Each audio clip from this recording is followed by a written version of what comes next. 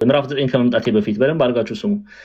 ራእይ ዮሐንስ ራእይ ምዕራፍ 11 እሺ ቁጥር 7 ላይ ምስክራቸውን ከፈጸሙ በኋላ ከጥልቁ የሚወጣው አውሬ ይዋጋቸዋል፣ ያሸንፋቸውማል፣ ይገድላቸውማል ይላል። ኦኬ ሁለቱን ምስክሮች ነው የሚናገረው። እነማን ናቸው? ራእይ ምዕራፍ 11 ስናጠና እናየዋለን። ግን የእግዚአብሔር ሁለቱን ምስክሮች ከእግዚአብሔር ዘንድ በዘመን ፍጻሜ ጊዜ የመጡትን ምን አደረጋቸው ይላል? ምስክራቸው ከፈጸሙ በኋላ ከጥልቁ የሚወጣው አውሬ ይዋጋቸዋል፣ ያሸንፋቸውማል፣ ይገድላቸውማል ይላል። ይሄ እንዴት ሊሆን ይችላል? ለቅዱሳን እንዲህ ተብሎ እንዴት ሊነገር ይችላል? እንዴት ነው የእግዚአብሔር የሆኑ በሰይጣን ሊሸነፉ የሚችሉት የሚል ጥያቄ ሊያስነሳ ይችላል። ደግሞ ከጎበዝ ተማሪ የሚነሳ ጥያቄ ነው ይሄ።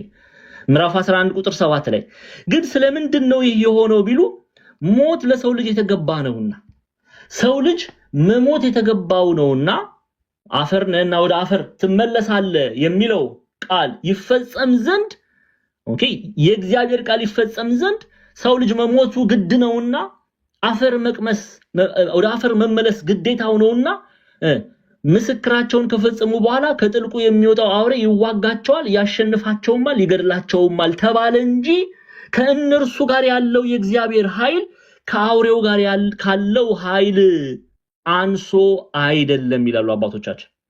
አንሶ አይደለም። ስልጣን የተሰጠው ይህ ነገር መሆን ግዴታው ነውና ይገድላቸው ዘንድ ያሸንፋቸው ዘንድ ይዋጋቸው ዘንድ የተባለው ተዋግቶ ያሸንፋቸውና ይገድላቸው ዘንድ ስልጣን የተሰጠው የዘመን ፍጻሜ ከመቅረቡ በፊት እነዚህ ሁለት ምስክሮች ሞት የተገባቸው ነውና ትንቢቱ መፈጸም ግዴታው ነውና አሸነፋቸው ተባለ፣ ገደላቸው ተባለ፣ ተዋጋቸው ተባለ ይላሉ ሊቃውንቱ። ስለዚህ ይህ ስልጣን የተሰጠው የዘመን መቋጫ የእግዚአብሔር ቃል መፈጸም ግዴታ ስለሆነ ነው። ኦኬ ግዴታ ስለሆነ ነው እንጂ ሰይጣን በእግዚአብሔር ልጆች ላይ በእውነት በእግዚአብሔር ባመኑት ላይ ኃይል ብርታት ስልጣን ኖሮት አይደለም። ይልቁንስ ሐዋርያት ጊንጡን እባቡን የእግዚአብሔር ልጆች ላይ በእውነት በእግዚአብሔር ባመኑት ላይ ኃይል ብርታት ስልጣን ኖሮት አይደለም። ይልቁንስ ሐዋርያት ጊንጡን እባቡን በእነርሱ ላይ ቅጣትን ያስተላልፍ ዘንድ ኦኬ በዘመን ፍጻሜም ጥልቅ ወደ ተባለ ሲኦል ጨለማ ይዟቸው ይሄድ ዘንድ ወደ ምድር ተጣለ። እነዚህ ሁለት ነጥቦች ያዙልኝ፣ በጣም very important። አንዴ ሊዘጋብኝ ነው፣ ቻርጅ ላድርግ አንዴ ላፕቶፔ። እያንዳንዳችሁ አንዴ እነዚህ ነገሮች መጻፍ አለብን። አንዴ ጠብቁኝ፣ ቻርጅ ላድርግ። እስከዛ ድረስ ዲያቆንዬ ሼር አስደርግልኝ፣ ቻርጅ ላድርግ ስልክ ላፕቶፑን።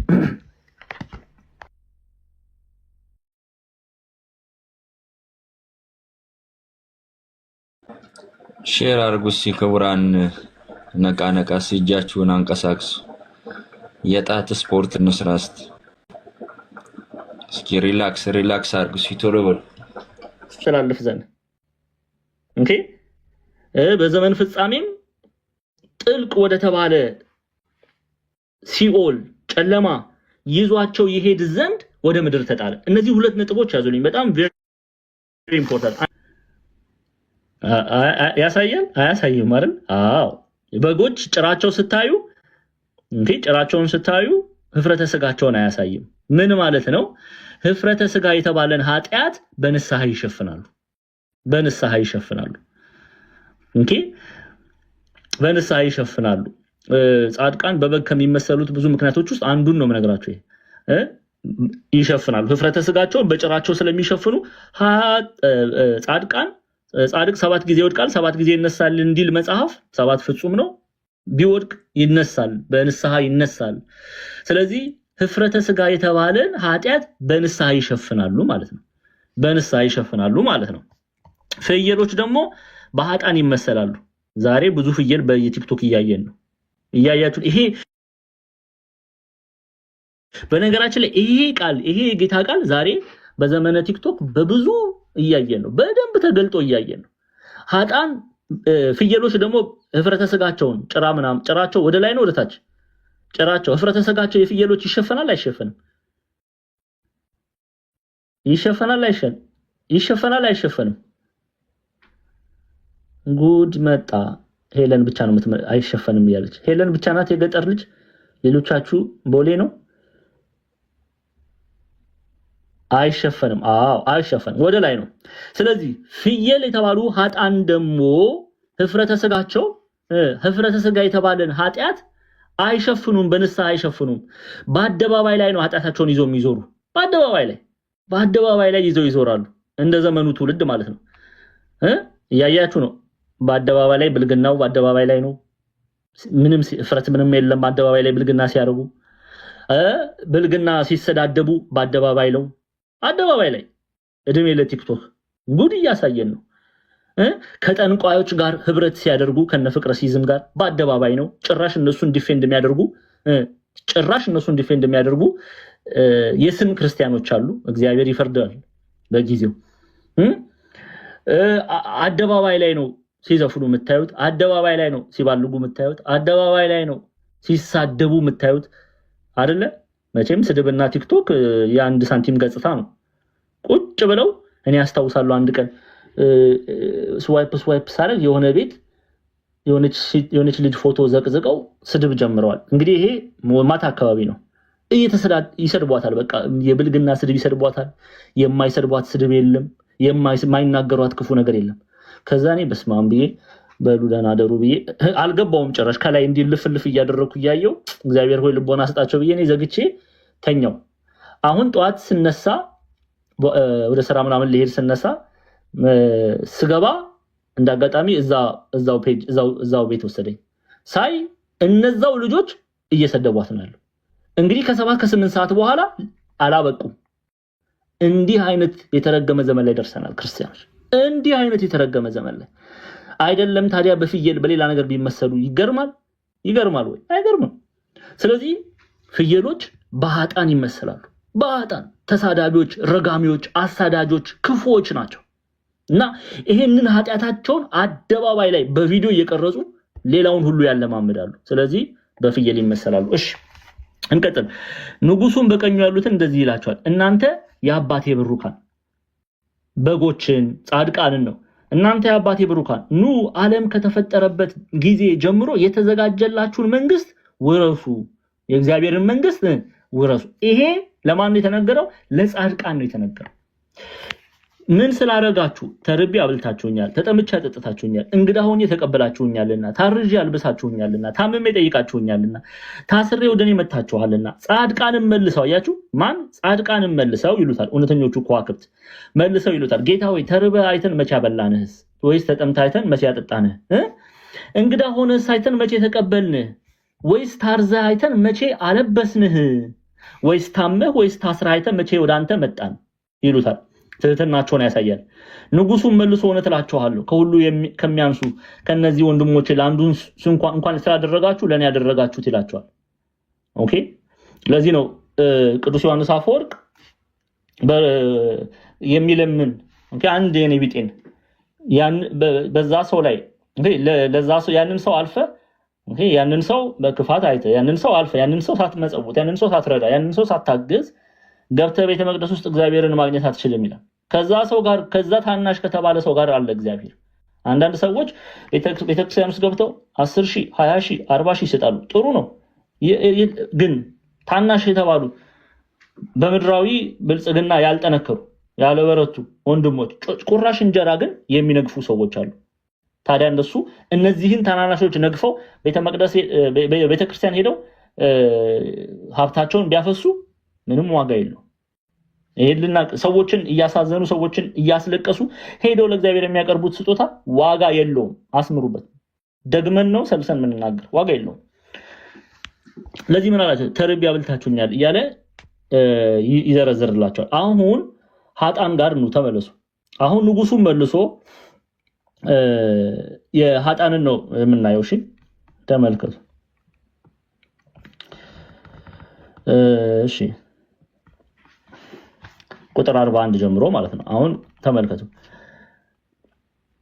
ቀድሞ ምንድነው ያላቸው? ዓለም ከተፈጠረ ጊዜ ጀምሮ የተዘጋጀላችሁን መንግስት ወረሱ። ይሄ የተነገረው ለጻድቃን ነው፣ ለኃጥአን አይደለም። ኦኬ፣ ለእውነተኞቹ ከዋክብት ነው። አሁን ለኃጥአን የተነገረውን ስሙ። በዚያን ጊዜ በግራ ያሉትን ደግሞ ይላቸዋል ኃጥአንን፣ እናንተ ርጉማን ለሰይጣንና ለመላእክቱ ወደ ተዘጋጀው ወደ ዘላለም እሳት ከእኔ ሂዱ፣ ወደ ጥልቁ ሂዱ። ይሄንን እሳት የት ነው የምናገኘው? ይሄው ራእይ 9 ይሄው የጥልቁም ጉድጓድ መክፈቻ ተሰጠው ይለናል። ጥልቁ የተባለ ገሃነም ነው፣ ከእግዚአብሔር መለየት ነው። በመጨረሻው ዘመን ዲያብሎስ ህዝቡን የሚይዝበት ኦኬ፣ በኃጢአታቸው ምክንያት ከእግዚአብሔር ርቀው ወደ ጥልቁ ለእርሱና ለዲያብሎስና ለመላእክት ወደ ተዘጋጀው የጥፋት ከተማ ይገባሉ። ይሄንን በማቴዎስ ወንጌል ምዕራፍ 25 ቁጥር 41 ላይ ይሄው ለሰይጣን ለመላእክቱ ወደ ተዘጋጀ ወደ ዘላለም እሳት ከእኔ ሂዱ ይላቸዋል። ዘላለም እሳት የእግዚአብሔር ፍርድን ይናገራል። የዘላለም ፍርድ የዘላለም ቁጣ ይወዳለበት ወደ ገሃነም ሂዱ። ይሄ ግን ገሃነም ለማን ነው የተዘጋጀው? ለሰይጣንም ጭምር ነው። አንዳንድ ሰዎች እንዲያው የሚገርመኝ ነገር የነሱ የመጽሐፍ ቅዱስ ሪፈረንስ ካርቱን ፊልም ነው።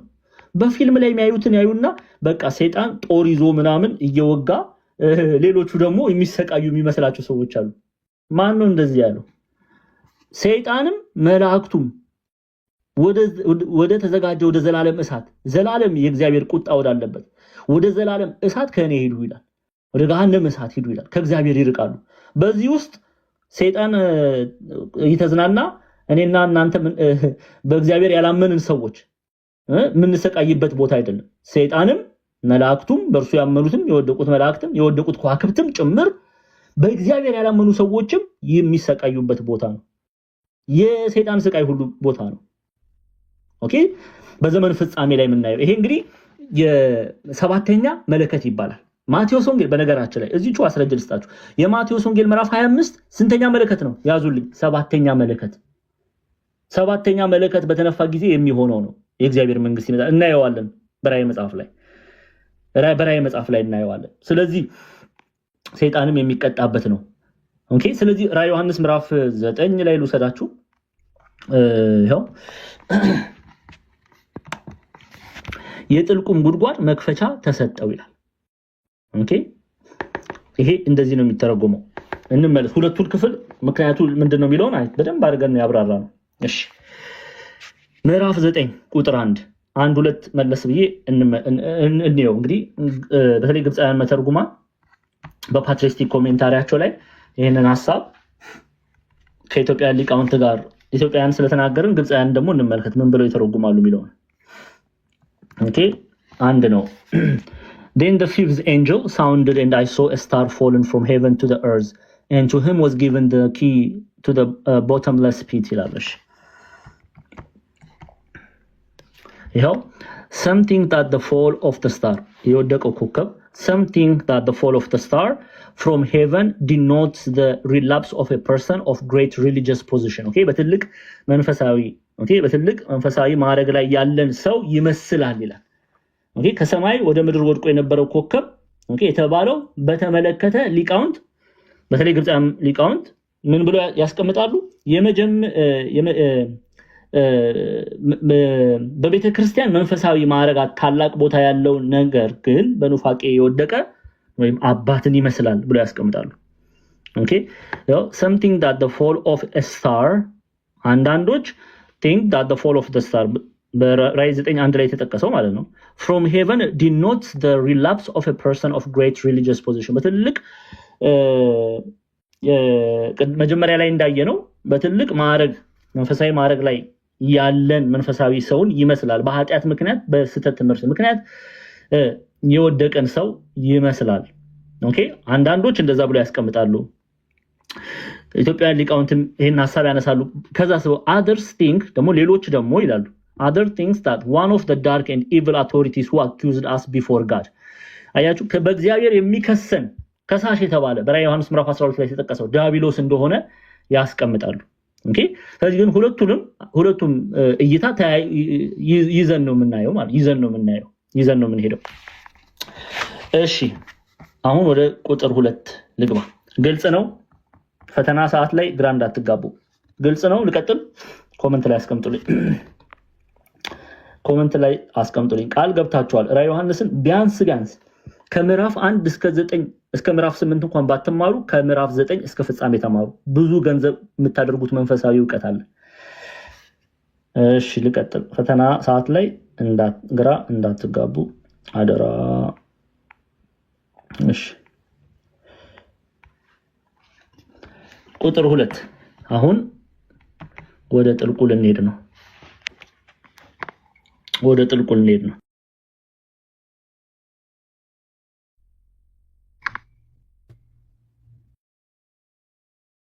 እሺ የጥልቁን ጉድጓድ ከፈተው። እዚህ ጋር የጥልቁን ጉድጓድ መክፈቻ ተሰጠው። ኦኬ የጥልቁን ጉድጓድ መክፈቻ ተሰጠው ይለናል። ስልጣን ተሰጠው። እዚህ ጋር ደግሞ ቁጥር 2 ላይ ስትመጡ የጥልቁንም ጉድጓድ ከፈተው። ጢስም ከታላቅ እቶን እንደሚወጣ ጢስ ሆኖ ከጉድጓድ ወጣ። ፀሐይ አየርም በጉድጓድ ጢስ ጨለሙ ይላል። እሺ አሁን በፎቶ እያየን እንቀጥል ማለት ነው። አሁን የጉድጓዱ ተከፈተ። ኦኬ ጥልቅ የተባለ ምንድነው ብያቸዋለሁ? ገሃነም። ኦኬ ገሃነም እሳት፣ ከእግዚአብሔር መራቅ። ኦኬ ጥልቅ የተባለ በደንብ አድርጋችሁ አሁን የጥልቁ መክፈቻ ተሰጥቶታል። ከዛ ደግሞ ከፈተው ደግሞ ይለናል። ሲከፍተው ምን ወጣ? መለስ ወደ ራዕየ ዮሐንስ ምን ወጣ? የጥልቁን ጉድጓድ ከፈተው። ጢስም ከታላቅ እቶን እንደሚወጣ ጢስ ሆኖ ከጉድጓድ ወጣ። ኦኬ የጥልቁም ጉድጓድ ከፈተው የተባለ ምንድነው? ጢስ የተባለ ምንድነው? እነዚህን ሁሉ እናያለን ማለት ነው። እሺ አሁን ይሄንን ሐሳብ ለመረዳት በደንብ አድርጋችሁ ስሙን። ዲያብሎስ የጥልቁን ጉድጓድ ምን አደረገ? ከፈተ። ጥልቁ የተባለ ምንድነው? ገሃነም ብለናል። ምን ወጣ ይለናል? ጢስ ወጣ። ኦኬ ጢስ ወጣ። ጢስ የተባለ ምንድነው? ጢስ የተባለ የስተት ትምህርት፣ ጢስ የተባለ ኃጢያት። በጢስ የተባለ ጢስ ምንድነው? ከለሩ ጥቁር አይደለም? ከእግዚአብሔር ክብር የሚያርቅ ወደ ጨለማው የሚወስድ በደል፣ ክፋት ተብሎ ይተረጎማል። በደንብ ስሙን። አሁን ጢሱ የወጣው ከጉድጓድ ውስጥ ነው። ምንድነው ይሄ ደግሞ የሚያሳየው? ለምሳሌ ጢስ ከአንድ ቦታ ብታቃጥሉ አሁን ከአንድ ቦታ ወጥቶ አየሩን ከተማውን ይበክላል። ከአንድ ቦታ ምንጩ አንድ ቦታ ቢሆንም ግን ከዛ ቦታ ወጥቶ ምንን ይበክላል? አካባቢን ይበክላል፣ አየርን ይበክላል። ለምሳሌ በፎቶ ወይ በቪዲዮ ላሳያችሁ። የጢስ ምን ባህሪውን እንመልከት።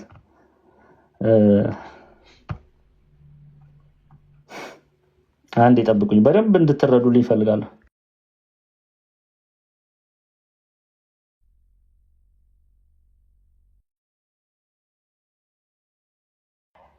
እሺ ያመጣው ነው፣ በቪዲዮ አሳያችኋለሁ በደንብ ይሄን ሐሳብ እንድትረዱ።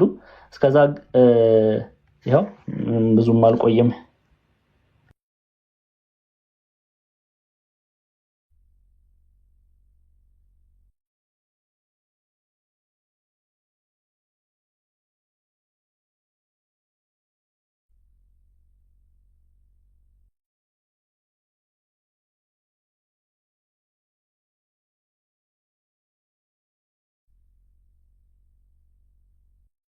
መምህር ሚውት ነው። ምን ይሻለኛል? ሚዩት ማድረግ። እሺ ቆይ አንዴ ልመልሰው ወደ ኋላ። ኦኬ ተመልከቱ። ምንድነው ከጢሱ ከዚች ቦታ ነው የሚወጣው። ኦኬ አሁን ከጢሱ ወጥቶ ምንድነው አካባቢን ይበክላል፣ ቦታን ይበክላል። እዚህ አካባቢ ተመልከቱ። ጢሱ ወጥቶ ዙሪያውን ይበክላል፣ ይሄዳል፣ አየሩን ይበክላል፣ ፀሐዩን ይሸፍናል። ይሁት ይሄው ጢስ ማለት ነው። ይሄው ጢስ ማለት ነው። በደንብ አድርጋችሁ ነው። አሁን ወደ ትምህርቱ ይዣችሁ ስመጣ ግልጽ ይሆንላችኋል። ከአንድ ቦታ መነሻው አንድ ቦታ ናት። እዚች ቦታ ነው። ከዚች ቦታ ተነስቶ ነው አካባቢ ሁሉ የሚበክል ማለት ነው። ኦኬ ባንድ የሚበክል። እሺ ይሄን ካያችሁ ይሄው እዚህ ፎቶ ላይ እዚህ ላይ ይሁን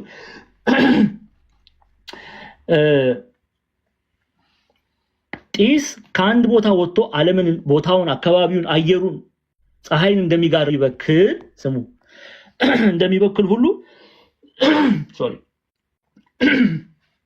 እሺ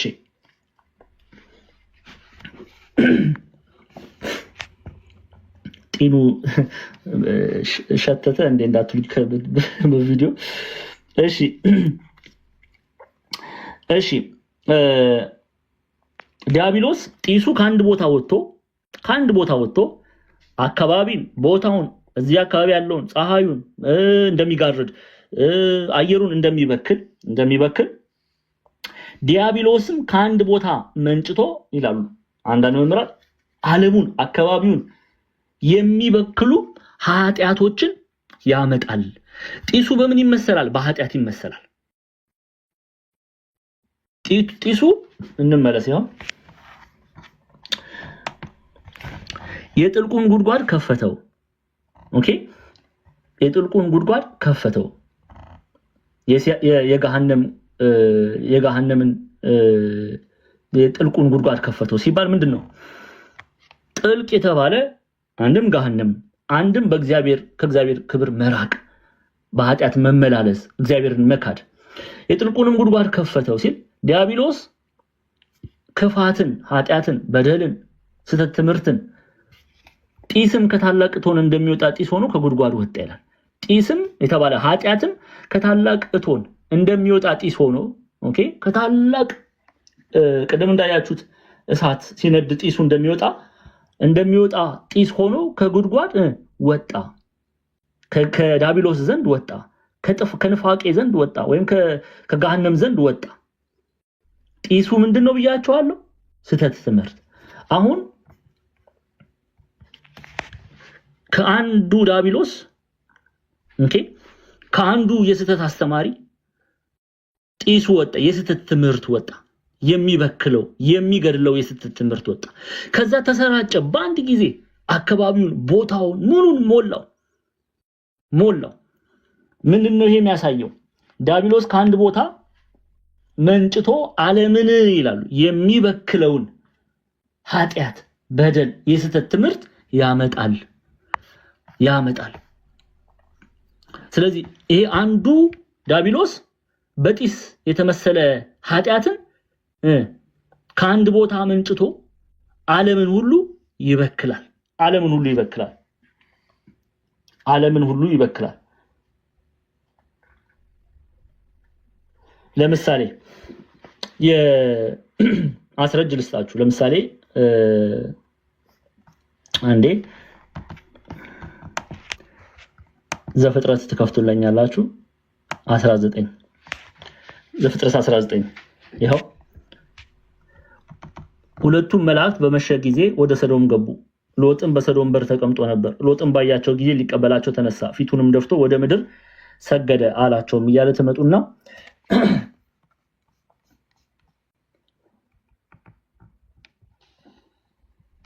ከዛ በኋላ እግዚአብሔር አምላክ ሎጥንና ቤተሰቡን ከሰዶም አውጥተዋል።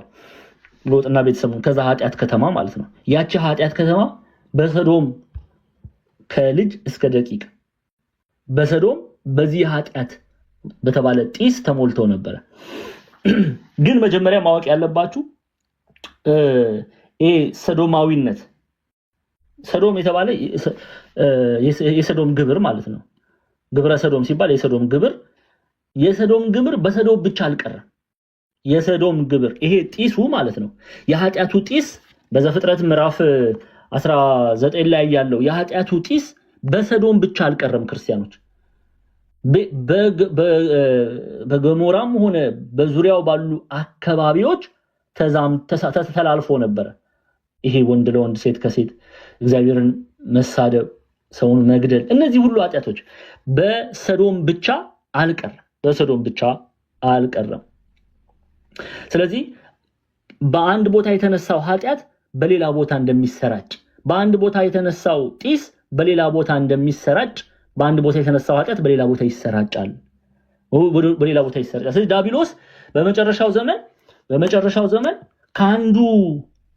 ከጥልቁ የተነሳው ከአንዱ ምንጭ የተነሳው ጢስ ኃጢያት ዲያብሎስ ከአንድ ቦታ መንጭቶ ዓለምን ሁሉ ይበክላል። በዚህ ኃጢያት ዓለምን ሁሉ ይበክላል።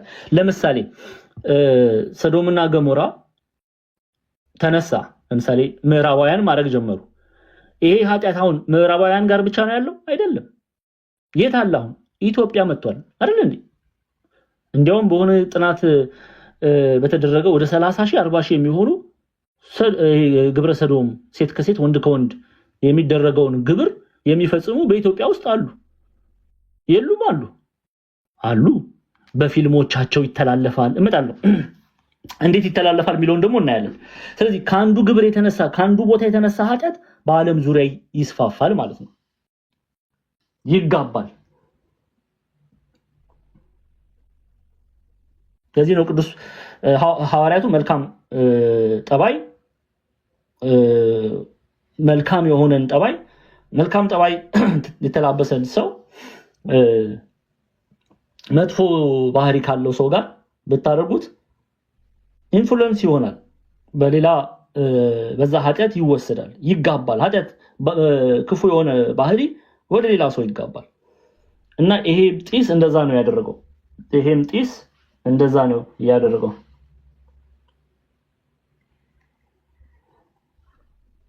እሺ እንመለስ። ስለዚህ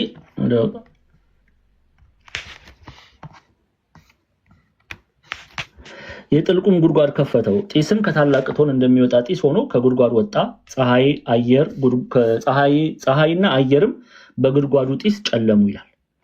አሁን ጢሱ ወጣ። ይሄ የስህተት ትምህርት፣ ይሄ ኃጢያት ወጣ። ኃጢያቱ እንዴት ነው ከአንድ ቦታ ወደ አንድ ቦታ የሚሄደው? ይሄንን እንመልከት። ለምሳሌ አሁን በዚህ ዘመንም ሆነ በመጨረሻው ዘመን ይሄ ኃጢያት የሚተላለፍባቸው መንገዶች እንዘርዝራቸው። አንዱ ምንድነው? ሶሻል ሚዲያ ነው አንዱ ማለት ነው። ኃጢያት የሚተላለፍበት መንገድ ሰዎች ሶሻል ሚዲያን ተጠቅመው ሳያውቁት አውቀውም ሆነ ሳያውቁት የማንን ግብር ያስተላልፋሉ? የዲያብሎስን ግብር ያስተላልፋሉ። ደቂቀ ዲያብሎስ ይሆናሉ ማለት ነው። እንዴት ኃጢያትን ያስተላልፋሉ? ይሄን ጢስ ያስተላልፋሉ። ለምሳሌ አንዲት ሴት ሶሻል ሚዲያን ተጠቅማ እርቃኗን በምትለቀው ቪዲዮ የዝሙት ኃጢያት ወደ ሌላ ቦታ ይተላለፋል። ሰዎች ያንን አይተው ዝሙት ያደርጉ ዘንድ ይገፋፋል። ያንን ጢስ አስተላላፊ ሆናለች ማለት ነው። የጥልቁን ስራ የገሃነምን ስራ ተባባሪ ሆናለች ማለት ነው። ሌላ አንድ ሰው አሁን ለምሳሌ ላይቭ ከፍቶ ቢሳደብ፣ ምንም ይሄ ስድብ በተለይ እኛ ኢትዮጵያውያን እንደ ወርቅ ሜዳሊያ አንገታችን ላይ አንጠልጥለን እንዞረዋለን አይደለ? የስድብን ጢስ ያስተላልፋል። ለምሳሌ አንዱ ወጥቶ የሆነችን ሰው ፎቶ ዘቅዝቆ እሷ እኮ እንዲህ ናት፣ ወይም የሆነን ሰው ወንድም ፎቶ ዘቅዝቆ እሱ እኮ እንዲህ ነው እያለ የብልግና ስድብ የሚሳደቡ የሉ። ከዛ ደግሞ ታች በተለይ ደግሞ ስድብ እንወዳለን። ደግሞ እኛ ስድብ ታብታቡም ከፍ ይላል፣ ሼሩም ከፍ ይላል። አሁን እዚህ የእግዚአብሔር ቃል ስትማሩ 350 ነው ያሉ። አሁን እዚህ ዲያቆን ክርስቶፎሮስን ሙልጭ አድርጌ ብሰድብ 3500 ይሆናል ማለት ነው። ግን ምን ትማራላችሁ እናንተ? ስድብ ትማራላችሁ። የስድብ ጢስ ይዛችሁ ነው የምትወጡት ማለት ነው። ያንን እየሸተታችሁ ነው የምትሄዱት። ቤተ መቅደስ መሄድ ሰው፣ ቤተ እግዚአብሔር መሄድ ሰው፣ ቅዳሴውን የሚያስቀድስ ሰው ምን ይሸቶ ነው የሚወጣው? የእግዚአብሔር ምስጋና ተላብሶ ነው የሚወጣው። ዕጣኑን መንፈሳዊ ህይወትን ነው ይዞ የሚወጣው። ስድብ ህብረት ደግሞ የተቀላቀለ ሰው ስድብን ተሸክሞ ይወጣል። ስድብ የተባለን ኃጢያት ጢስ ተሸክሞ ይወጣል። ከዛ ደግሞ እሱ ደግሞ ምን ያደርጋል? ከዛ የተማረውን ስድብ ይሳደባል ማለት ነው። ታዲያ ጢሱ አልተስፋፋም? ተስፋፋ ማለት ነው። ከአንድ ቦታ ወደ አንድ ቦታ በዚህ መልኩ ነው የሚሄደው። ኦኬ የሚሄደው በቴክኖሎጂ በስልካችን ላይ የሚታዩ የብልግና ቪዲዮዎች አሉ። በፊልም ላይ የሚታይ በፊልም አድርጎ ይሄ ጢስ ይተላለፋል። በስልክ መስኮታቸው አድርጎ ይሄ ጢስ ይመላለሳል። በአካባቢያችን በሚኖሩ ክፉ ሰዎች ክፉ ጓደኛ ክፉ ባልንጀርነት መልካሙን ጠባይ ያጠፋል እንደሚል የእግዚአብሔር ቃል ማለት ነው። ይተላለፋል። ኃጢአት ይተላለፋል። በነገራችን ላይ ክርስቲያኖች እንደ በሽታ ይተላለፋል። ከምንላቸው ሰዎች ይሄን ጢስ እንቀበላለን ማለት ነው። ስለዚህ ይሄ ጢስ ከአንድ ቦታ ተነስቶ ምንጩ ምንድነው? ገሃነመ እሳት። ምንጩ ምንድነው? ዲያብሎስ። ግን በተለያየ መልኩ በተለያየ ሰዎች ምክንያት ይሄ ጢስ ከአንድ ቦታ ወደ አንድ ቦታ ይተላለፋል ማለት ነው። ጢስ የተባለው ምንድነው? ኃጢአት። ጢስ የተባለው የስህተት ትምህርት፣ በደል። በደል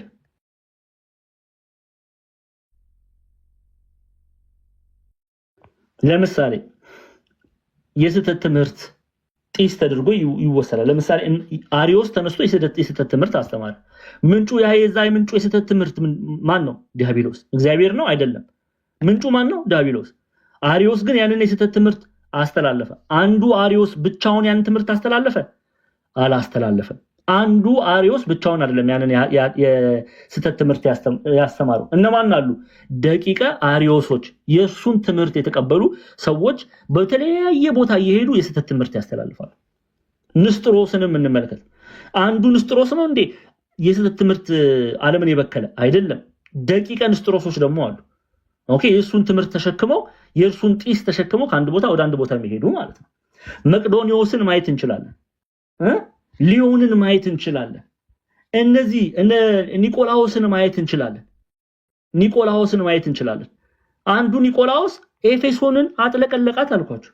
አጥለቀለቃት። ይሄው መጽሐፍ ቅዱስ ነው የሚለው ነው ያላሉ። ደግሞ እነዚህ ኦርቶዶክሳውያን መጽሐፍ ቅዱስ አያውቁም የሚሉ አንዳንድ አሿፊዎች መጥተዋል። እንደምናቅና እንደማናቅ በቅርቡ እናሳያቸዋለን። እናሳያችሁ፣ ጠብቁ። ይሄው ኤፌሶን ተመልከቱ። ምዕራፍ 2 ከፍቱልኛላችሁ። ዮሐንስ ላይ ምዕራፍ 2 ላይ ማለት ይሄው ለኤፌሶን ቤተክርስቲያን አለቃ መምህር ኤጲስቆጶስ ማን የላከው? ጌታችን መድኃኒታችን ኢየሱስ ክርስቶስ ምን ብሎ? ይሄው ነገር ግን ይህ አለ፣ እኔ ደግሞ የምጠላውን የኒቆላውያንን ስራ ጠልተሃልና ይላል። እኔ የምጠላውን የኒቆላውያንን ስራ ጠልተሃል። ኒቆላውያን የተባለ ዲያቆን ኒቆላዎስ ነው። ሐዋርያት ሥራ ምዕራፍ 6 ቁጥር 5 ላይ ከሰባቱ ዲያቆናት መካከል አብሮ የተሾመ ማለት ነው። ኒቆላው ምን አይነት ትምህርት ያስተምራል? ቤተክርስቲያን አባቶች እንደሚነግሩን ትምህርቶቹ መካከል ትዳር ስለመፍታት ያስተምራል። ሚስቱን ፈቷል። ስለ ዝሙት፣ ለጣዖት የተሰዋን ክርስቲያኖች ይበሉ ዘንድ ምን ማለት ነው? ለጣዖት የተሰዋ በክላሲካል ሚቶሎጂ በግሪኮ ሮማን ካልቸር ላይ ለነ ጁፒተር ለነ ዙስ ይሰዋ የነበረ ከዛ የተረፈውን ካህናቱ እያመጡ በከተማ ይሸጡ ነበር። ፊላደልፊያ እንዲህ አይነት ልማድ ነበር።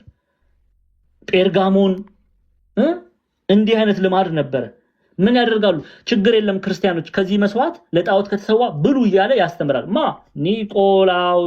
ኒቆላውያን የተባሉት የኒቆላዎስን ትምህርት ጢስ ኃጢአት የተላበሱ ኒቆላውያን ይባላሉ። በኤፌሶን ፈልተው ነበር፣ ብዙዎች ነበሩ። ለዚህ እግዚአብሔር አምላክ ስራቸውን እጠላለሁ አለ። የኒቆላዎስን ግብር እጠላለሁ አለ። አያችሁ አይደለ? ስለዚህ ይሄ ምንጩ ዲያብሎስ ቢሆንም ምንጩ ገሃነም ቢሆንም መነሻው አንድ ቢሆንም ግን የስህተት ትምህርት ኃጢአት በተለያየ መልኩ በዓለም ዙሪያ ይሰራጫል። ግልጽ ነው።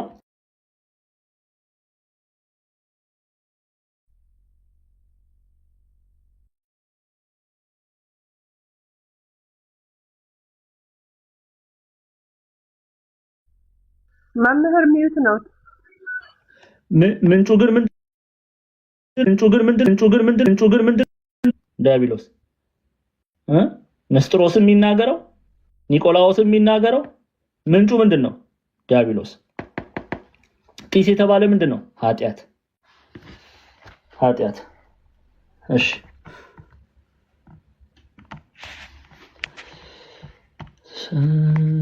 ሰላመለኪ እሺ ከጉድጓድ ጢስ ሆኖ ከጉድጓድ ወጣ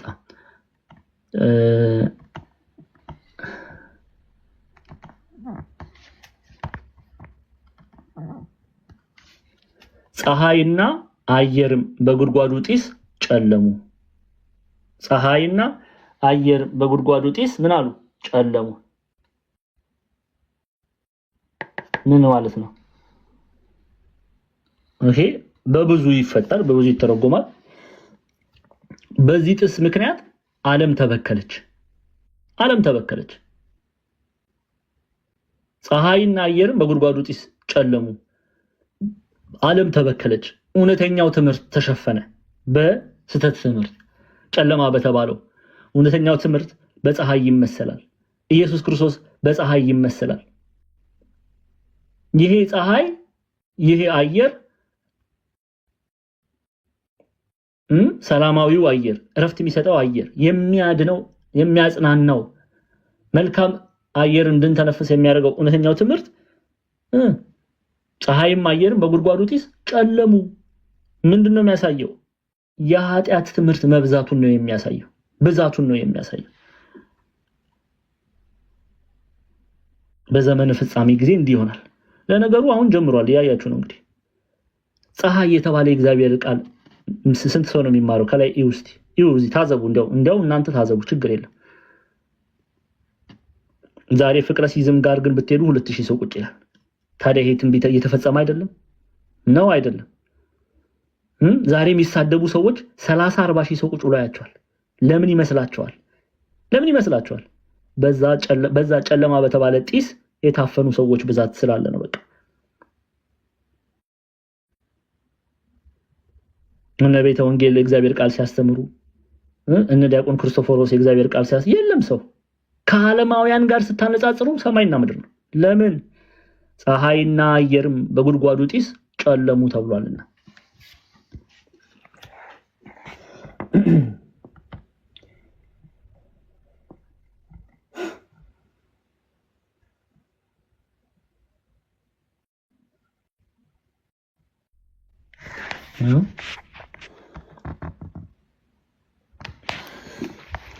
He fills the air ይላሉ ግብጻውያን መተርጉማ He fills the air of the world with smoke of the devil በዲያብሎስ ጭስ የምድር አየር ይበከላል which is their thoughts ደግሞ ሐሳብ ብሎ ደግሞ ይጠሩታል ኦኬ ሐሳብ የሰዎች ሐሳብ በምን ይሞላል በዲያብሎስ ጢስ ይላሉ ግብጻውያን መተርጉማ ሐሳባቸው ምንድነው ዝሙት ሐሳባቸው ምንድነው ርኩሰት ሐሳባቸው ምንድነው ጥፋት ሐሳባቸው ምንድነው መግደል ሐሳባቸው ምንድነው መሳደብ ቅንነት አይሞላውም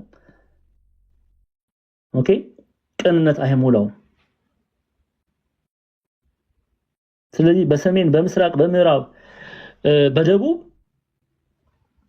የእግዚአብሔር ሄቨንሊ ላይት ይሸፈናል ይሄው ቄስ ቴዎድሮስ ማላቲ ፓትሪስቲክ ኮሜንታሪያቸው ላይ it hides the light of the heavenly knowledge from many hearts ይላል እንደው እየገባችሁ ነው ግን ክርስቲያኖች እየገባችሁ ነው ይህ ብዙ ሰው አይምሮ ልብ ይበከላል በቃ ሐሳቡ ይበከላል ፀሐይም አየርም በጉድጓዱ ጢስ ጨለሙ ይላል ታዲያ ከዚያ ይሄ ዲያብሎስ በሚከፍተው ይሄ ዲያብሎስ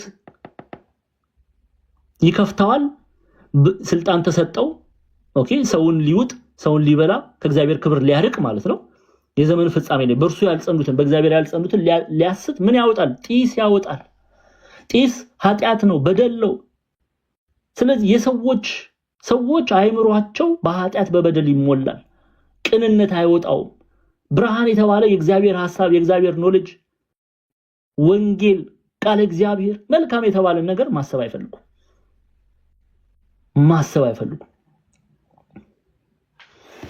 እሺ እንመለስ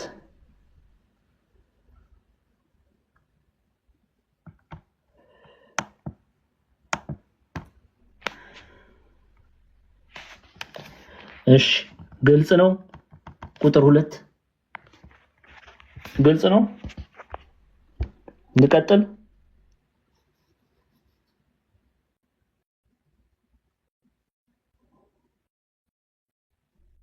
እሺ ቁጥር 3 ከጢሱም አንበጣዎች ወደ ምድር ወጡ ይላል።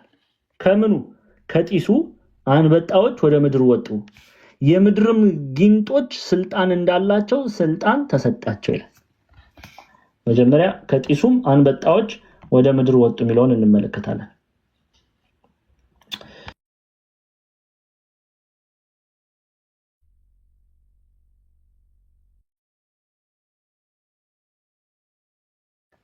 እሺ ይሄን ክፍል እንይ።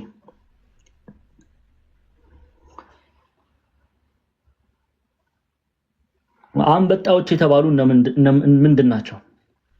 አንበጣዎች የተባሉ ምንድነው የሚለውን ሐሳብ ነው የምናየው።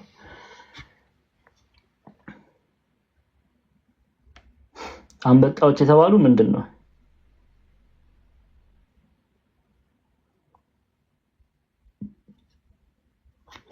ብዙ አይነት እይታ አለ፣ ብዙ አይነት ትምህርት አለ፣ ብዙ አይነት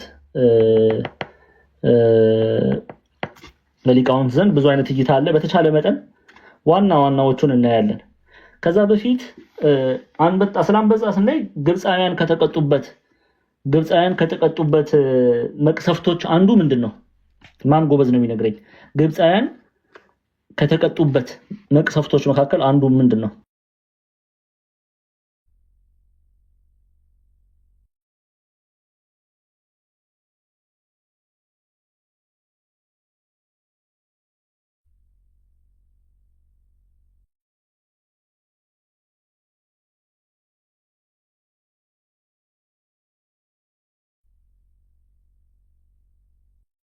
ምንድነው? አዎ አንበጣ። እሺ መጽሐፍ ቅዱስ አስረጅ ልስጣችሁ። ዘጸአት ተከፍቱልኛላችሁ። ይሄው እኔ ዘጸአት 10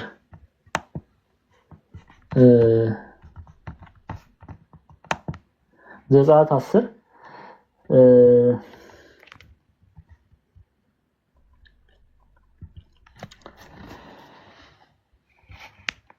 ኦኬ እሺ ከእግዚአብሔር ዘንድ ግብፃውያን ላይ የወረዱትን መቅሰፍቶች እናያለን ማለት ነው። ነው ቁጥር 4 ላይ ሕዝቤን ለመልቀቅ እምቢ ብትል ግን እነሆ ነገ በአገርህ አንበጣዎችን ምን እላለሁ አመጣለሁ። ምኖችን አመጣለሁ አለ? አንበጣዎች መተው ግብፅ ለእግዚአብሔር አንታዘዝም ባሉ ግብፃውያን ላይ መቅሰፍትን አምጥተዋል፣ ጥፋትን አምጥተዋል። ይሄ መጽሐፍ በኦሪት ዘጸአት ምዕራፍ 10 ላይ እናገኘዋለን። ኦኬ አንበጣዎች መጥተው ምን አምጥተዋል? ብዙ አንበጣዎች መጥተው በግብፃውያን ላይ ግብፃውያን ለእግዚአብሔር አንታዘዝም ስላሉ በግብፃውያን ላይ ምን አምጥተዋል? ጥፋትን አምጥተዋል። እሺ ይሄን ትይዙልኝና አሁን ወደ ራዕይ መጽሐፍ እንመለስ። በራዕይ መጽሐፍ ላይም አያችሁ ብዙ ናቸው። እዚህ ጋርም አንዱን ዙም አድርገን ስለምናይ ነው ያየነው። ብዙ አንበጣዎች ከጢሱ ወጡ ይላል። በጣም ብዙ አንበጣዎች። ይኸው ወደ መጽሐፉ እንሂድ። አስረጅ እየሰጠን ከጢሱም አንበጣ አይደለም ያለው ዎች ብዙ ቁጥር ነው የሚያሳይ ነው። አንበጣዎች ወደ ምድር ወጡ ይላል። ጢሱ ምንድነው ብለናል? ኃጢአት፣ በደል፣ ስተት ትምህርት፣ እነዚህ ሁሉ ከዛ ውስጥ ምን ወጡ? አንበጣዎች ወደ ምድር ወጡ። እሺ ይሄ ምንን ያሳያል?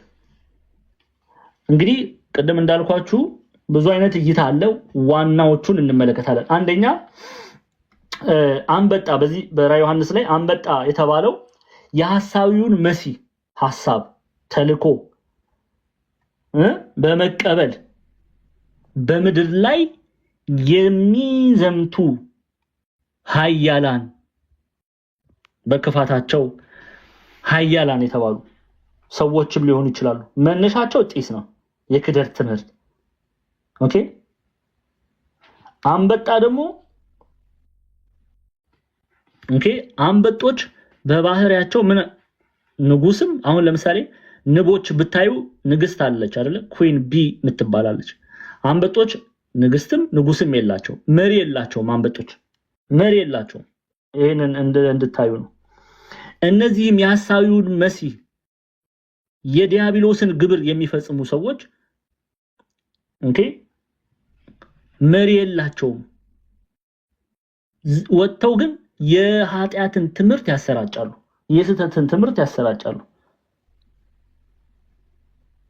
ኦኬ ምን ማለት ነው ሁሉ በፈቃዳቸው ራሳቸውን ይሾማሉ ራሳቸውን ነብይ ይላሉ ራሳቸውን ሐዋርያ ይላሉ ቤተክርስቲያን አታቃቸውም እግዚአብሔር ንጉስ የተባለ እግዚአብሔር አያቃቸውም ቅዱሳን ሐዋርያት አያቋቸውም ግን ራሳቸውን መምህራን ሳይሆኑ መምህራን ነቢያት ሳይሆኑ ነቢያት ሐዋርያት ሳይሆኑ ሐዋርያት ብለው ሹመው የስተት ትምህርት ያሰራጫሉ ከጢሱም አንበጦች ወደ ምድር ወጡ ይላል እነዚህ የዲያብሎስን ስራ የሐሳዊውን መሲህ ስራ የሚፈጽሙ ሰዎች ናቸው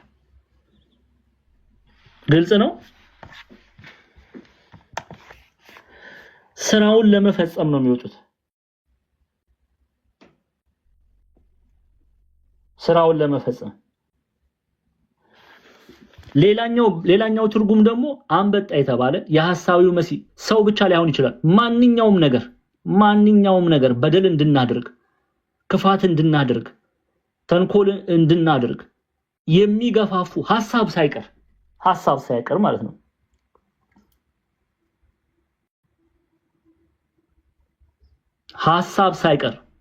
ሐሳብ ክፋት ሳይቀር በአንበጣዎች ይመሰላል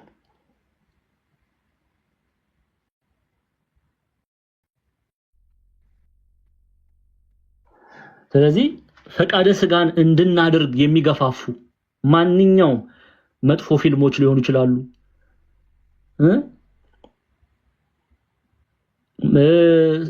ሰዎችም ሊሆኑ ይችላሉ ኃጢአት እንድናደርግ የሚገፋፉ ሐሳዊ መሲዎች የስተት ትምህርት የሚያስተምሩ አንበጣ መሪ እንደሌለው እነሱ መሪ የላቸው ራሳቸውን ሾመው ሐዋርያት ነቢያት አፖስትል ሜጀር ዋን ማይነር ዋን ምናምን ዋን እያሉ እየሾሙ ህዝቡን ይበሉታል ማለት ነው በኃጢአት ከእግዚአብሔር ቤት ያወጡታል ማለት ነው ስለዚህ በአንበጣ ይመሰላሉ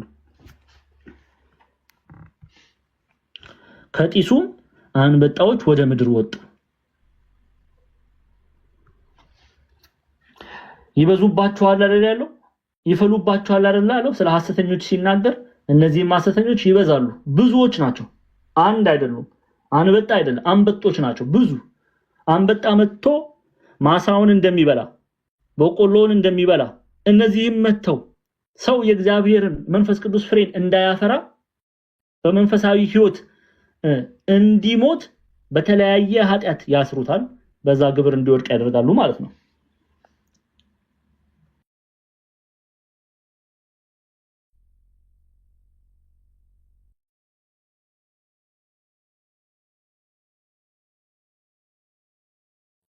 ሚትነት መምህር እሺ አይ የጻፉ ካሉ ይጨርሱ ብዬ ነው እንቀጥልሽ ልቀጥል እሺ ከዛስ የምድርም ጊንጦች ስልጣን እንዳላቸው ስልጣን ተሰጣቸው ይላል የምድርም ጊንጦች ስልጣን እንዳላቸው ስልጣን ተሰጣቸው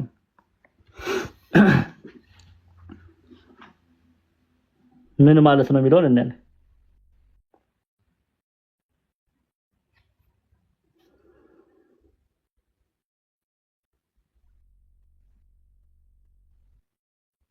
አሁን ስሙ ጊንጥ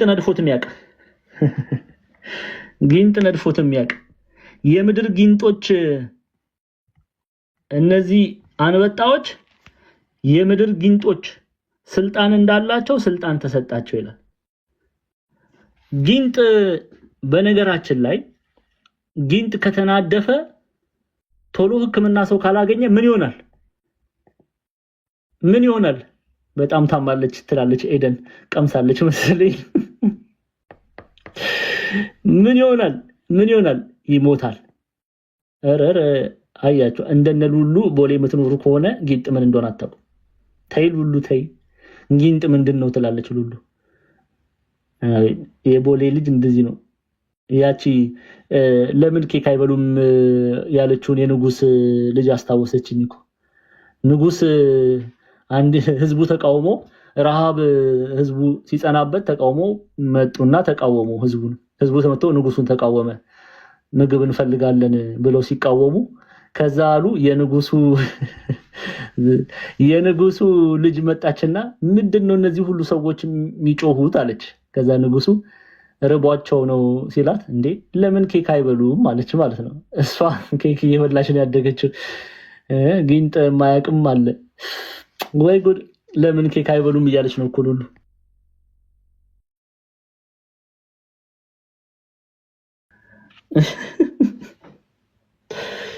ለምን ኬክ አይበሉም እያለች ነው አይደል?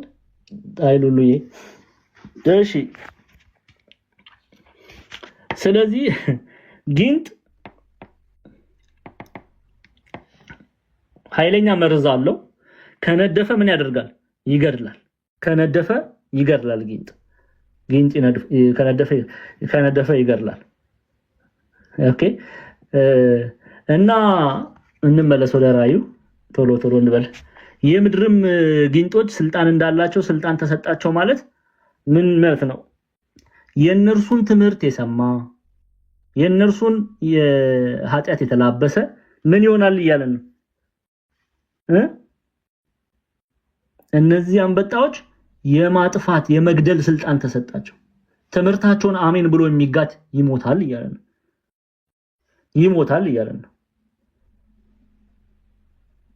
እሺ አስረጅ አትሉኝም? ይሄው ሐዋርያው ጳውሎስ የመሰለ ጀግና ሐዋርያ አለን።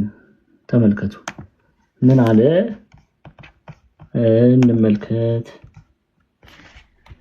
የኃጢአት ደሞዝ ሞት ነውና እንዲል የኃጢአት ደሞዝ ሞት ነውና የእግዚአብሔር ጸጋ ግን በክርስቶስ ኢየሱስ በጌታችን የዘላለም ሕይወት ነው ይላል። ስለዚህ እነዚህ አንበጣዎች የመግደል እንደ ጊንጥ መርዝ የመግደል ስልጣን ተሰጣቸው። መርዝ የተባለ የስህተት ትምህርታቸው። ስለዚህ የነ አሪዮስን ትምህርት የሚጋት ሰው ምን ይሆናል ማለት ነው? ይሞታል። እነ ሲሞንን የሚያደምጥ ሰው ምን ይሆናል? ይሞታል። ቅዱስ ጴጥሮስ አንተ ዲያቆን ዛማኑኤል ዝም ብለህ ቅዱስ ጳውሎስ ብቻ ነው ጴጥሮስ ሌሎቹ ሐዋርያት እስካላችሁ ደግሞ ሐዋርያት ስላሉ ሰራችሁ 8 ላይ እንሂድ። ሐዋርያት ሥራ 8 ላይ ስለ ሲሞን ምን ተነገረ? ይሄው ሲሞን ሐሰተኛ መምህር ነው። በነገራችን ላይ የይሁዳ መልእክት በአንዳንድ ሊቃውንት ዘንድ በይሁዳ መልእክት ላይ የተጠቀሱት ሐሰተኛ መምህራን አባታቸው ሲሞን ነው። የሲሞን አባት ደግሞ ዲያብሎስ። ያው ዞሮ ምንጫቸው ከአንድ ጉድጓድ ነው፣ ቅድም ካየነው ማለት ነው። ግን እነሱ ምን ብለው ይጠራቸዋል? ፕሮኖስቲክ ብለው ይጠራቸዋል። ወይም የቀደመው መናፍቃን የተባሉ ይጠራሉ። የቀደመው ምን አልኳችሁ? መናፍቃን የተባሉ ይጠራሉ። ኦኬ ኤኒዌይስ ሲሞንም በሐዋርያት እጅ መጫን መንፈስ ቅዱስ እንዲሰጥ ባየ ጊዜ ገንዘብ አመጣላቸው። እጄን የምጭንበት ሁሉ መንፈስ ቅዱስ ይቀበል ዘንድ ለእኔ ደግሞ ይህን ስልጣን ስጡኝ አለ። ጴጥሮስ ግን እንዲህ አለው፣ የእግዚአብሔርን ስጦታ በገንዘብ እንድታገኝ አስበሃልና ብርህ ካንተ ጋር ይጥፋ። ልብህ በእግዚአብሔር ፊት የቀና አይደለም። ከዚህ ነገር እድል ወይም ፈንታ የለህም። እንግዲህ ስለዚህ ምን ግባ? ስለዚህ ክፋት ንስሐ ግባ። ምናልባት የልብህ ሐሳብ ይቅር ይልህ እንደሆነ ወደ እግዚአብሔር ለምን። ምን አለው? ቁጥር 23 ላይ ተመልከቱ።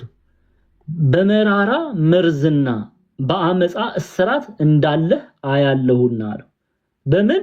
በመራራ መርዝ ተነድፈሃል። በኃጢአት መርዝ በመራራ መርዝና በአመፅ እስራት እንዳለ አያለሁ። ሲሞንም መልሶ ካላችሁ እንዳይደርስብኝ እናንተ ወደ ጌታ ለምኑልኝ አላቸው። እነርሱም ከመሰከሩና ከመሰከሩና የጌታን ቃል ከተናገሩ በኋላ ወደ ኢየሩሳሌም ተመለሱ። በሳምራውያን ብዙ መንገዶች ወንጌልን ሰበኩ እያለ ይቀጥላል። ግን ሲሞን ምን አለብህ ብሎ ሲነግረው እናያለን። በመራራ መርዝና በአመጽ እስራት እንዳለ አያለው።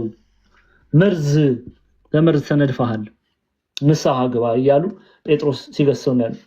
የሚገድል መርዝ፣ የስህተት ትምህርት ማለት ነው።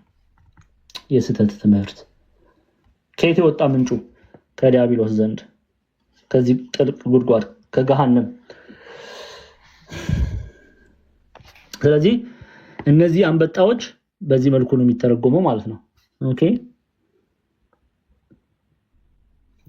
ግን እነዚህ አንበጣዎች የማይገድሉት አንድ ህዝብ አለ። እስቲ አንድ ጊዜ እግዚአብሔር ይመስገን ይሄን ከመናገሬ በፊት የእግዚአብሔርን ፍቅር፣ የእግዚአብሔርን ርህራሄ፣ የእግዚአብሔርን ቸርነት ከማየታችን በፊት እነዚህ ጊንጦች መግደል የማይችሉት አንድ ህዝብ አለ። ማን ነው ያ ህዝብ?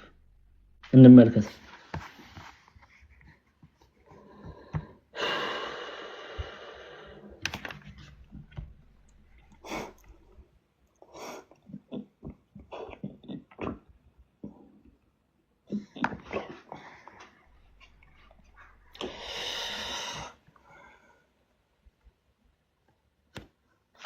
በነገራችን ላይ ስለ ጨለማው አባቶቻችን በትርጓሜ ላይ ከከተማው ሰራዊት በስቶ ወጣ ጢስ ከጉድጓድ በስቶ እንዲወጣ፣ ከአንድ ከተማ ሰራዊት በስቶ እንደሚወጣ ጢስ የተባለ ኃጢአት ከጉድጓድ በስቶ እንዲወጣ ምድሩን አለበሰው። ምድሩን አለበሰው ማለት ብዛቱን መናገር ነው።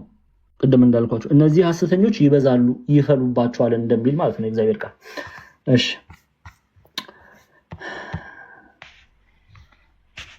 ይሄው ቁጥር 4ን እንመልከት። ከዛ በጣም እየደከመኝ ስለሆነ እንለያያለን። አንድ ማስታወቂያ ነግራቸዋለሁ እንዳትወጡ። እሺ ቁጥር 4 ላይ የእግዚአብሔር ማህተም በግንባራቸው ከሌለባቸው ሰዎች በቀር በምድር ያለውን ሳር ቢሆን ወይም ማናቸውንም የለመለመ ነገር ወይም ማናቸውንም ዛፍ እንዳይጎዱ ተባለላቸው።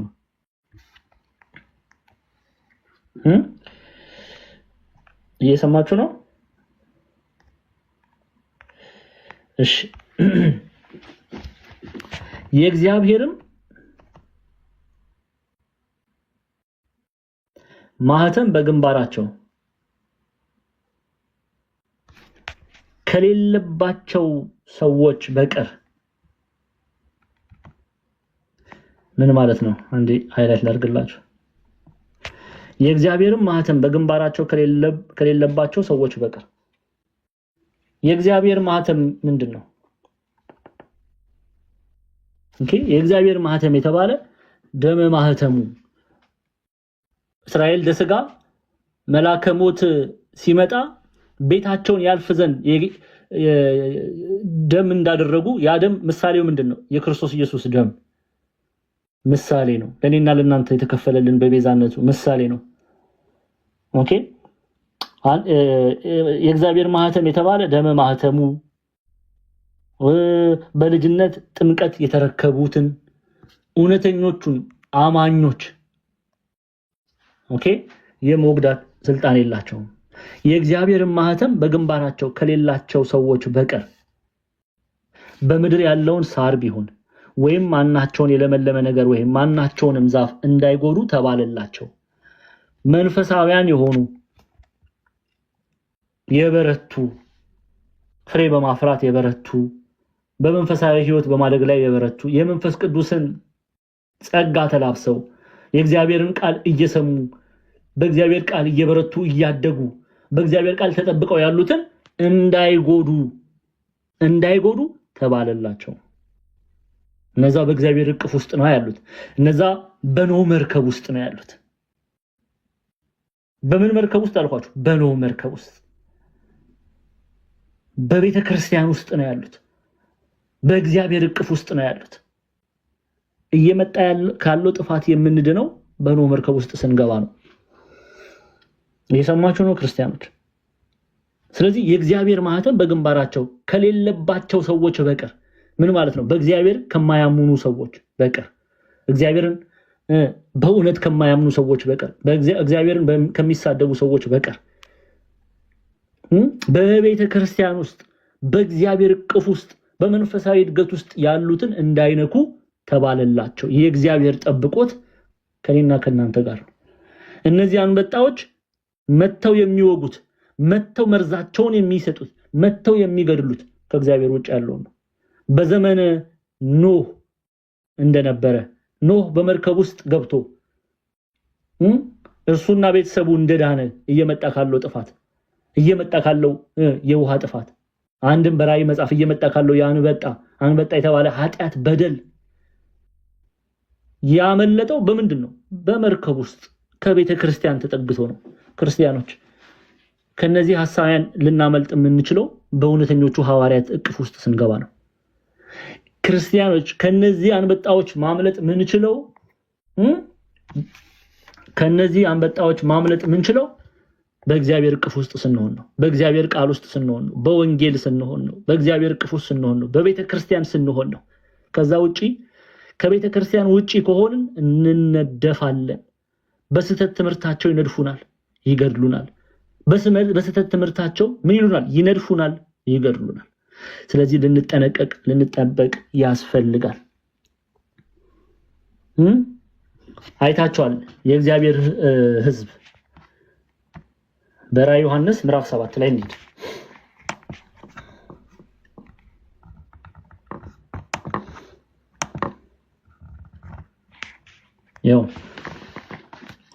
የአምላካችን ባሪያዎች ግንባራቸውን እስክናተማቸው ድረስ ምድርን ቢሆን ወይም ባህርን ወይም ዛፎችን አትጉዱ አላቸው። የታተሙት ቁጥር ሰማው። ከእስራኤል ልጆች ነገር ሁሉ የታተሙት 144,000 ነበሩ። 144,000 ምንም አይደለም የሚናገር ተጠንቀቁ። 144,000 የተባለ 12 ነገደ እስራኤል ለአብነት ከ12ቱ ነገደ እስራኤል ከአዲስ ኪዳን በሐዋርያቱ 12 በአንድ ላይ ስንት 12 ሲባዛ 12 144 ከዘመነ ብሉይ ከዘመነ ሐዲስ የእግዚአብሔርን መንግስት የሚወርሱ 1000 ደግሞ ብዙ ቁጥርን የሚያሳይ ነው። በመጽሐፍ ቅዱስ ብዙ ሰዎች እንዳሉ ለመግለጽ የተቀመጠ ቃል ነው። ከዚህ ትርጉም ውጪ እባካችሁ ተጠንቀቁ። 144,000 የተባሉ የእግዚአብሔርን መንግስት የሚወርሱ ናቸው። 144,000 ብቻ ደግሞ አይደሉም። 144,000 ይሄ ምሳሌያዊ አነጋገር ነው። 1000 ብዙ ቁጥርን ያሳያል። 144 ከዘመነ ብሉይና ከዘመነ ሐዲስ የሚመጡ የእግዚአብሔርን መንግስት የሚወርሱ ሺህ ብዙ ቁጥርን ያሳያል። በአንድ ሺህ እናባዘዋለን 144,000 ነበሩ ተባለ። ብዙ የእግዚአብሔርን መንግስት የሚወርሱ ሰዎች እንዳሉ ለመግለጽ የተገባ ቃል ነው። እነሱ ግን ምን ታትመዋል? የታተሙትንም ቁጥር ሰማው። በጸጋ ልጅነትን የተቀበሉ ስመ እግዚአብሔርን የታተሙ እውነተኞቹን አማኞች ነው የሚገልጸው ማለት ነው። አቲን ተምረናል እንደው መደጋገም እንዳይሆን።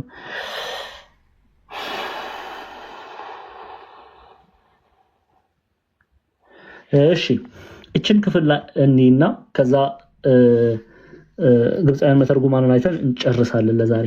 በጣም እንትን እንዳይሆን እናንተን ቃል አስገባ እንዳትወጡ አደራችሁን። በእግዚአብሔር ስም ይዣቸዋለሁ እንዳትወጡ። ሁለት ማስታወቂያ አለ እንዳትወጡ። እሺ በግንባራቸው ለምን ተባለ? ለምን በእጃቸው አልተባለም? ለምን በእግራቸው አልተባለም? ለምንድን ነው በግንባራቸው የእግዚአብሔር ማህተም በግንባራቸው የተባለው? እንግዲህ ይሄንን ሐሳብም ማወቅ ያስፈልጋል። በግንባር የታተመ ነገር ይላሉ አባቶቻችን። ለምሳሌ በግንባራቸው ሲል ሰው ልጅ በግንባሩ ላይ ሲታተም ሊሸፍነው አይችልም፣ ሊሸፈን አይችልም። በግንባር የታተመ ነገር ለምሳሌ ትህትናን ምሳሌ አድርጌ ልውሰድ። ትህትና በግንባሯ ላይ ምሳሌ ምሳሌም ደግሞ ሄደሽ እንዳትታተም አደራሽን። ወይ ጉድ!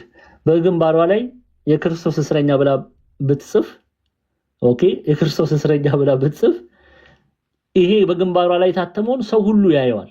ልብስ አይሸፍነውም። ሰው ሁሉ ያየዋል። ግንባሯ ላይ ነው። ፊቷን ካልሸፈነችው በስተቀር ሰው ሁሉ ያየዋል። ግንባር ላይ ስለሆነ ማለት ነው። ዳይሬክትሊ ይታያል። ደረት ላይ ቢሆን ልብስ ይሸፍነዋል። እግር ላይ ቢሆን ልብስ ይሸፍነዋል። ግን ግንባር ላይ መሆኑ ለሁሉ ይታያል ማለት ነው። ግልጽ ነው። ታዲያም ለምንድነው በግንባራቸው ላይ እውነተኞቹ አማኞች የእግዚአብሔር ማህተም በግንባራቸው ሲል ምን ማለት ነው? የእግዚአብሔር ማህተም በግንባራቸው ሲል በደንብ አድርጋችሁ ስሙ። ስለ እግዚአብሔር በአደባባይ ላይ መስክረዋል። እንደ እስጢፋኖስ ምስክርነታቸውን በይፋ ሰጥተዋል። በሃይማኖታቸው አያፍሩም፣ የማይፈሩ ናቸው። በአደባባይ ባላውያን ነገስታት ፊት ስለማን መስክረዋል? ስለ ኢየሱስ ክርስቶስ መስክረዋል። ስለዚህ በግንባራቸው ላይ ስለ እግዚአብሔር ታተመላቸው፣ የእግዚአብሔር ማህተም በግንባራቸው ታተመላቸው ተባለ። ግን እነዚህ አንበጦች እነሱን አይደለም ሊያጠቁ የሚመጡ፣ እነሱን አይደለም። ምን ይላል? ከሌለባቸው እግዚአብሔርን ካልተቀበሉ የእግዚአብሔር ልጆች ካልሆኑት ይኸው የእግዚአብሔር ማህተም በግንባራቸው ከሌለባቸው ሰዎች በቀር በምድር ላይ ያለውን ሳር ቢሆን ወይም ማናቸውም የለመለመ ነገር ወይም ማናቸውን ዛፍ እንዳይጎዱ ተባለላቸው። እሺ እንቀጥል። እሺ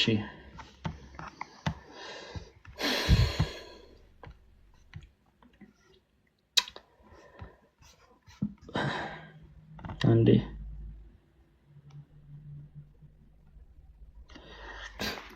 so he has no dominion on the believers በሚያምኑ ሰዎች ላይ በእውነት በሚያምኑ ሰዎች ላይ አጋንንት ምን የለውም። እስቲ ስልጣን የለውም እያላችሁ ጻፉ። የለውም ስልጣን። የእግዚአብሔር ማህተም በታተሙት ላይ ስልጣን የለውም። ግልጽ ነው። የለውም። በእናንተ ላይ በእኔ ላይ እግዚአብሔርን በሚወዱት ስልጣን የለውም። ጭራሹኑ ምን እንድናደርገው ነው የታዘዝነው? እንድንረግጠው ዘንድ ጊንጡን፣ ይሄንን ጊንጥ ማለት ነው ምን አርጉት ነው ያለው ጌታችን። ይሄው ሉቃስ 10 ላይ እንሂድ። ሉቃስ 10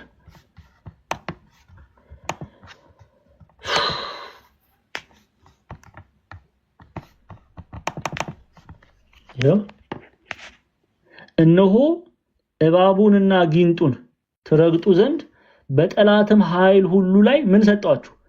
ስልጣን ሰጥቻችኋለሁ፣ የሚጎዳችሁም ምንም የለም።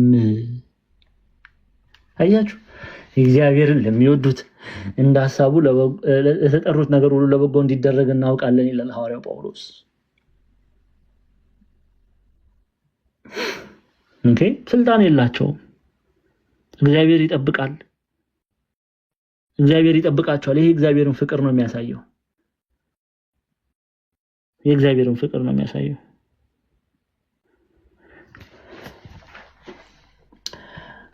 እሺ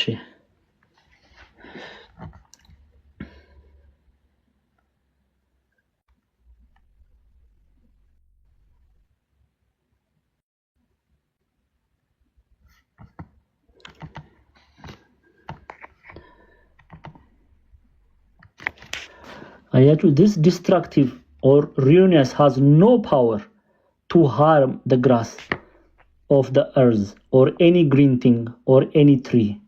አያችሁ አይደለ? ምን እያለ ነው? how sweet is the kindness of God. የእግዚአብሔር ርህራሄ እንዴት ጣፋጭ ናት። who shows compassion to the weak grass before the green thing and to the green thing before the tree. He keeps the children in faith, cares for the little ones, and looks after the weak soul, because those are more in need of kindness and compassion. Okay? እንቀጥልና ምክንያቱም ሲናገር every soul that enjoyed the waters of the Holy Spirit and live growing in him should be reassured, even if it's still green or grass or become a bush or a high tree ይላል። በማንኛውም መንፈሳዊ እድገት ላይ ያለ የመንፈስ ቅዱስን ቃል የመንፈስ ቅዱስን ውሃ በጥምቀት ተጠምቆ ልጅ የሆነ እያደገ ያለ በቤተ ክርስቲያን እቅፍ ውስጥ ያለ ኦኬ የእግዚአብሔር ጠብቆት አይለየውም። የእግዚአብሔር ርህራሄ አይለየውም። የእግዚአብሔር ፍቅር አይለየውም። በመንፈሳዊ እድገት ያለውን እግዚአብሔር አምላክ ይጠብቃል። ኦኬ ይጠብቃል። ቅድም እንዳየ ነው ማለት ነው። ስለዚህ ጌታ ምንድነው ትረግጣላችሁ፣ እነሆ እባቡን ጊንጡን ትረግጡ ዘንድ በጠላትም ኃይል ሁሉ ላይ ስልጣን ሰጥቻችኋለሁ፣ የሚጎዳችሁ ምንም የለም ይላል። የሚጎዳችሁ ምንም የለም።